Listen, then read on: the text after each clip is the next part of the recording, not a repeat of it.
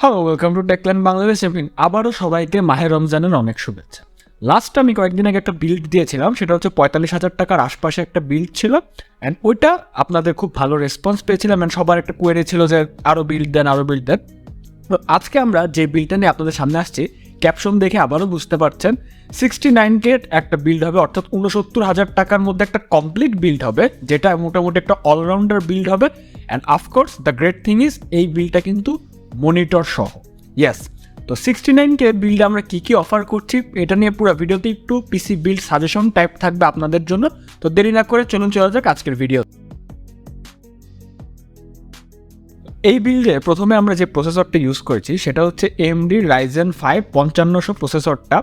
এটা মার্কেটে একটা এস্টাবলিশড প্রসেসর, অ্যান্ড এটা কিন্তু যারা কম বাজেটের মধ্যে খুঁজছেন তাদের জন্য একটা ভায়াবল অ্যান্ড বেটার অপশন। কারণ কি, 6 কোর 12 থ্রেডের একটা প্রসেসর 4.2 GHz পর্যন্ত ম্যাক্স ক্লক পুশ করতে পারে। এইটা আসলে 5600 যে প্রসেসরটা রয়েছে 5600X বা যেটা, ওইটারই একটা ছোটো ভাই ভার্সন।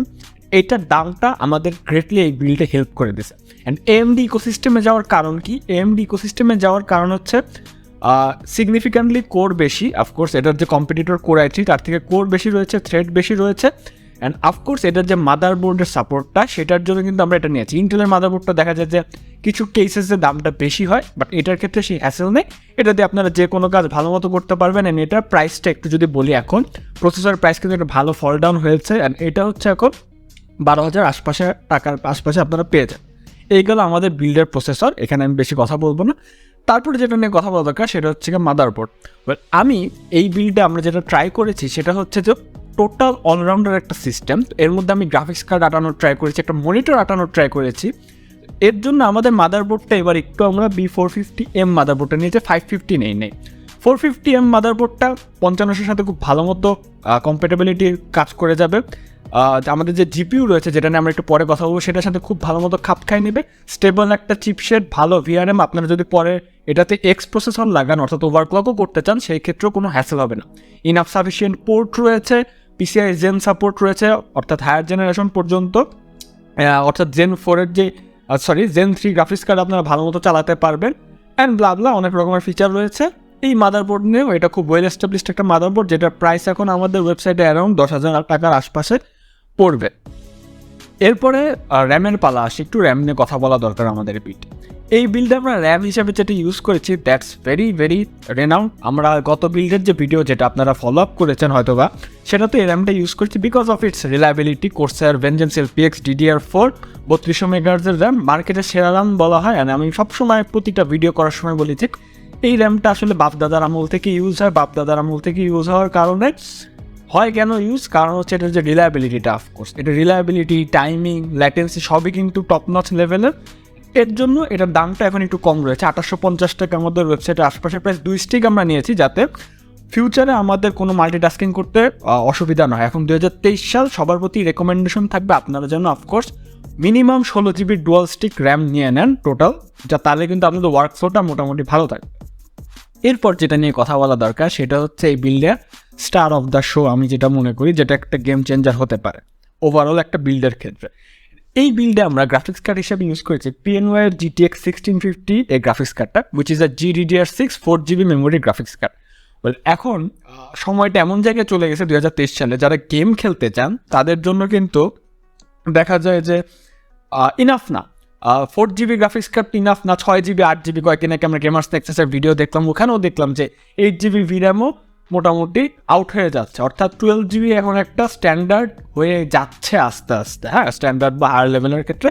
বাট তাও GTX 1650 দিয়ে আপনার যে কোনো AAA টাইটেল বলেন বা যাই বলেন, মিডিয়ামে মোটামুটি কিন্তু ভালো মতো একটা ডিসেন্ট FPS মেনটেন করে খেলতে পারবেন। এই তো গেল গেমিংয়ের কথা। তারপরে যদি একটু প্রোডাক্টিভিটি ওয়ার্কলোডের কথা বলি, সেই ক্ষেত্রে কিন্তু আপনারা যদি একটু প্রিমিয়ার প্রোতে কাজ করেন বা অ্যাডোবি অন্যান্য কোনো সফটওয়্যার কাজ করেন, ভিনচি দা রিজলভে কাজ করেন, সেইখানেও কিন্তু এটার যতটুকু মাসেল পাওয়ার রয়েছে টিউনিং শেডারের, সেটা কিন্তু আপনাকে সাপোর্টটুক দিয়ে দিবে। এই গ্রাফিক্স কার্ডটা কি অনেক বছর হয়ে গেছে মার্কেটে আছে, তারপর কিন্তু দামে অতটা ভাটা পড়েনি আগে, বরং আগের থেকে কোভিড সিচুয়েশনের আগে থেকে কিন্তু বরং দামটা এখন একটু বলতে গেলে বাড়তি। এটা আপনারা আমাদের ওয়েবসাইটে 18,500 টাকার আশপাশে পেয়ে যাবেন। And it will provide you 3 years of warranty. PNY GPU এখানে ইউজ করুন বিকজ এটা আমাদের বাজেটের বেস্ট ভায়াবল অপশন। এরপর একটু SSD নিয়ে কথা বলা দরকার। এই বিল্ডে আমরা যে এসএসডিটা ইউজ করেছি অনেক একটু ওভারকিল বলতে পারেন, বাট আমরা কিংস্টনের NV2 250 GB এসএসডিটা ইউজ করেছি, HP থেকে একটু বের হয়ে আসছে। এই এসএসডিটা একটা Zen 4 এসএসডি, কারণ আপনারা বলতে পারেন মাদারবোর্ড বা সিস্টেম তো Zen 4 সাপোর্টেড না, বাট আমি একটা ব্যাপার চিন্তা করলাম যে ইন কেস আপনারা যদি একটা Zen 4 সিস্টেমে পরবর্তীতে আপগ্রেডেড হন, তখন কিন্তু এই এসএসডিটারও বয়স হয়ে যাবে, আপনারা কিন্তু তখন এটার Zen 4 যে ক্যাপাবিলিটিটা ওইটা হচ্ছে ইউজ করতে পারবেন, এটাকে একটা সেকেন্ডারি এসএসডি বানাতে পারবেন, এর জন্য Zen 4 এসএসডি নেওয়া। অ্যান্ড অ্যাপার্ট ফ্রম দ্যাট কিংস্টনের রেপুটেশন প্রিসিডস দেম, খুবই ভালো ডিরাম কন্ট্রোলার চিপের বলতে গেলে টপ কিং কোম্পানি, ওরাই কিন্তু সব হচ্ছে গিয়ে যে চিপগুলো অন্যান্য কোম্পানিদেরকে সার্ভ করে। তো সেই হিসাবে এই এসএসডিটা মার্কেটে নতুন এসেছে, আর এটা প্রাইসটি একটু বেশি 3000 টাকার আশপাশে আমাদের ওয়েবসাইটে। এইটা আপনারা নিতে পারেন, বা আপনারা যদি চান আরেকটু কমে অন্য কোনো এসএসডি নিতে পারেন, দ্যাটস আপ টু ইউ। এই সিস্টেমটার পাওয়ার সাপ্লাই নিয়ে কথা বলবেন। পাওয়ার সাপ্লাই নিয়ে ব্যাপারটা হয়েছে কি, এই সিস্টেমের জন্য একটা 500 ওয়াটের বা 450 ওয়াটের power supply is good enough, কোনো সমস্যা নেই।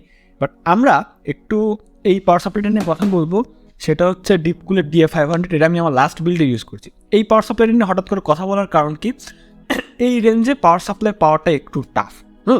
তো পাওয়ার সাপ্লাই যেহেতু পাওয়াটা একটু টাফ, তো অনেক দিন ধরে মার্কেটে একটা গ্যাপ প্লেস ছিল যে 500 ওয়াটের মধ্যে একটা রিলায়েবল পাওয়ার সাপ্লাই কোনটা হবে যেটা দামটা একটু কম হবে। সেই ক্ষেত্রে ডিপকুলের DA500টা প্লেস করে নিয়েছে, very good power supply, yellow রেনে পাওয়ার বলেন, ভোল্টেজের আপ ডাউনের প্রোটেকশন বলেন, সব দিক দিয়ে এটা ভালো, একটা সিস্টেম স্টেবলি রান করতে পারবে, এর জন্য এটা নেওয়া। বিকজ অফ ইটস ওয়ারেন্টি, এটা 2 বছরের মতো ওয়ারেন্টি রয়েছে, অ্যান্ড এটা প্রাইসটা হচ্ছে আপনার 3400 টাকার আশপাশে আমাদের ওয়েবসাইটে পেয়ে যাবেন। অ্যান্ড অল প্রাইজেস আর ফ্লাকচুয়েবল, যে কোনো সময় কিন্তু মার্কেটের পজিশন অনুযায়ী বা সিচুয়েশন অনুযায়ী প্রাইসটা ফ্লাকচুয়েট করতে পারে, এটা একটু বলে রাখলাম।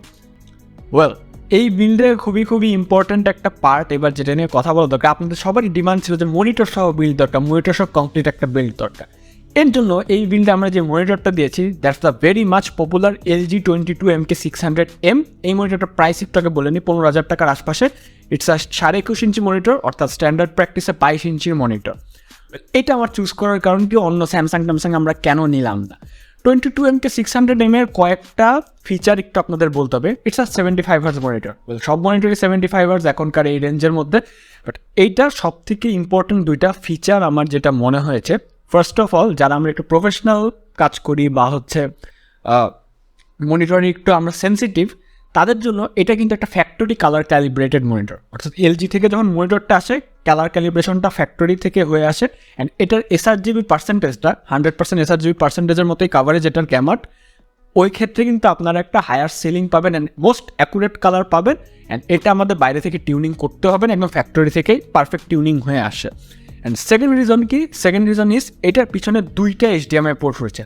এখনকার মোস্ট অফ দ্য মনিটরে একটা HDMI পোর্ট থাকে, বাট এটাতে 2টা থাকার কারণে হইলো কি, আপনার ব্যাপার কি, আপনি আপনার পিসি থেকে একটা আউটপুট দিতে পারবেন বা ইনপুট নিতে পারবেন, অ্যান্ড আরেকটা পোর্ট কিন্তু ফাঁকা থাকে, যেটা আপনি ল্যাপটপে লাগাতে পারেন, আপনার যদি কোনো কনসোল থাকে লাগাতে পারেন, বা অন্য কোনো C2 HDMI ডিভাইস থেকে লাগাতে পারেন। একটা HDMI এক্সট্রা থাকা মানে এটা আপনার একটু ইয়েটা বাড়িয়ে দিবে, ফ্লেক্সিবিলিটিটা বাড়িয়ে দিবে। 75 হার্টজ, এটা LG ব্র্যান্ডিং করা 1 মিলিসেকেন্ড রেসপন্স টাইম হিসেবে, বাট অতটা তো হায়ার সিলিংয়ে পুশ করা পসিবল না 1 মিলিসেকেন্ডের ক্ষেত্রে, বাট তারপরও it's the most suitable monitor আমার মনে হচ্ছে। এই বিল্ডের সাথে যেহেতু আপনার GTX 1650 রয়েছে, অ্যান্ড GTX 1650তে এমন কোনো গ্রাফিক্স কার্ড না যেটা সব ট্রিপল-A টাইটেল হচ্ছে একদম 144 হার্টজ বা 120তে পুশ করতে পারবে। তো তাদের তো এই বিল্ডের আমার মনে হয় হায়ার রিফ্রেশ রেটের মনিটরগুলো দরকার নেই, রাদার একটা স্টেবল স্ট্যান্ডার্ড একটা লুক্রেটিভ মিনিমাল মনিটর দরকার, যেটা আপনার এই বিল্ডটার সাথে যায়, অ্যান্ড অফকোর্স 75 হার্টজও পুশ করে দেবে, সেই ক্ষেত্রে এটা পারফেক্ট একটা সুটেড মনিটর। এরপর আমাদের মনিটরের পর কেসিং নিয়ে কথা বলা ইম্পর্ট্যান্ট। কেসিংটা আমি বরাবরই প্রতিটা ভিডিওতেই বলি, এটা একটা পার্সোনাল চয়েস, আপনারা কোনটা কেসিং নেবেন, বাট তারপরও কেসিংটা আমার একটা বিল্ডের সাথে দিতেই হবে।